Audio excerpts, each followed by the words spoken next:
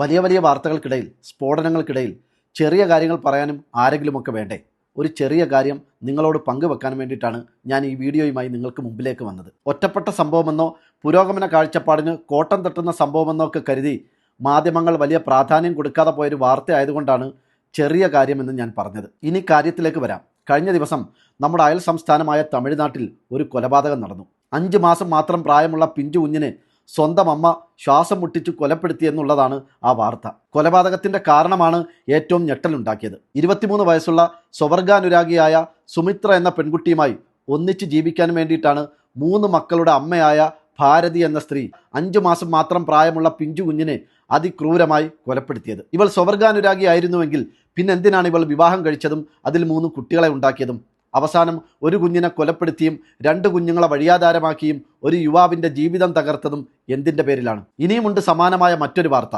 ഏകദേശം 1-2 മാസങ്ങൾക്ക് മുമ്പ് UP-യിലാണ് സംഭവം. ഭാര്യയും മകളുമുള്ളൊരു യുവാവ് സ്വവർഗാനുരാഗിയായ തൻ്റെ പങ്കാളിയോടൊപ്പം ജീവിക്കാൻ ഭാര്യയും മകളെയും ഉപേക്ഷിച്ച് വീട് വിട്ടിറങ്ങുന്നു. കുറച്ചു കാലത്തിന് ശേഷം അച്ഛനെ കാണാൻ വേണ്ടി മകൾ അച്ഛൻ്റെ പുതിയ താമസ സ്ഥലത്തേക്ക് വരുന്നു. മകൾ വന്ന സന്തോഷത്തിൽ അവൾക്ക് കുറച്ച് സാധനങ്ങൾ വാങ്ങാൻ വേണ്ടി അച്ഛൻ പുറത്തേക്ക് പോയ സമയത്ത് അച്ഛൻ്റെ സ്വവർഗ പങ്കാളി ഈ പെൺകുട്ടിയെ അതിക്രൂരമായി ബലാത്സംഗം ചെയ്തു.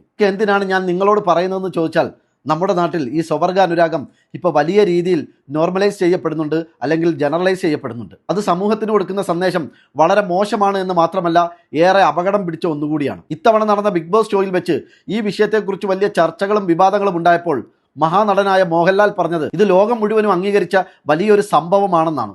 ആ രീതിയിലുള്ള ഒരു സന്ദേശമാണ് അദ്ദേഹം ആ ഷോയിലൂടെ സമൂഹത്തിന് നൽകിയത്. ഇപ്പോൾ ആ ഷോയുടെ അവസാന ദിവസം സ്വവർഗാനുരാഗികളായ ആദിലയും നൂറയും മോഹൻലാൽ അദ്ദേഹത്തിൻ്റെ വീട്ടിലേക്ക് ക്ഷണിച്ചിരിക്കുകയാണ്. പ്രകൃതി വിരുദ്ധമായ ഒന്നിനെ പൊലിപ്പിച്ച് കാണിക്കുന്നതിലൂടെ, അല്ലെങ്കിൽ അതിന് വൈറ്റ് വാഷ് ചെയ്യുന്നതിലൂടെ മോഹൻലാൽ ഈ സമൂഹത്തിന് നൽകുന്ന സന്ദേശം എന്താണ്? അല്ലെങ്കിലും ആരെങ്കിലുമൊക്കെ എഴുതിയിരിക്കുന്ന സ്ക്രിപ്റ്റിലെ ഡയലോഗ് പറഞ്ഞ് കയ്യടി നേടാനല്ലാതെ പൊതുജീവിതത്തിൽ എപ്പോഴെങ്കിലും സമൂഹത്തിന് ഗുണപ്രദമായ രീതിയിൽ സന്ദേശം ഉൾക്കൊള്ളുന്ന എന്തെങ്കിലും ഒരു കാര്യം എവിടെയെങ്കിലും മഹാനടൻ പ്രസംഗിച്ചിട്ടുണ്ടോ, പറഞ്ഞിട്ടുണ്ടോ? ഈ വിഷയത്തെ നമ്മൾ ശക്തമായി എതിർത്താൽ, അല്ലെങ്കിൽ തുറന്നു കാണിച്ചാൽ അടുത്ത സെക്കൻഡ് മുതൽ നമ്മളൊക്കെ പഴഞ്ചൻ ആളുകളാണ്. പ്രാകൃത യുഗത്തിൽ നിന്നും പുരോഗമന കാലത്തേക്ക് ഇനിയും വണ്ടി കിട്ടാത്ത മനുഷ്യരാണ്. ഈ രീതിയിലാണ് പുരോഗമന പ്രസ്ഥാനങ്ങളുടെ കുത്തക ഏറ്റെടുത്തിരിക്കുന്ന ചില ആളുകൾ നമ്മളെ വിലയിരുത്തുന്നതും വിമർശിക്കുന്നതും. അതുകൊണ്ട് പുരോഗമന കാലത്തിൻ്റെയും കാഴ്ചപ്പാടിൻ്റെയും സവിശേഷ അധ്യായം എന്ന് അടയാളപ്പെടുത്തുന്ന സ്വവർഗാനുരാഗത്തിന് പിന്നിൽ, അല്ലെങ്കിൽ സ്വവർഗ ജീവിതങ്ങൾക്ക് പിന്നിൽ ഇങ്ങനെയും ചില സംഭവങ്ങൾ നടക്കുന്നുണ്ട് എന്ന് നിങ്ങളെ ഓർമ്മപ്പെടുത്തുക മാത്രമാണ് ഈ വീഡിയോ കൊണ്ട് ഞാൻ ഉദ്ദേശിച്ചത്.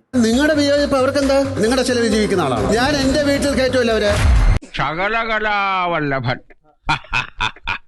പക്ഷെ വകരുവ് വട്ടപൂജ്യം.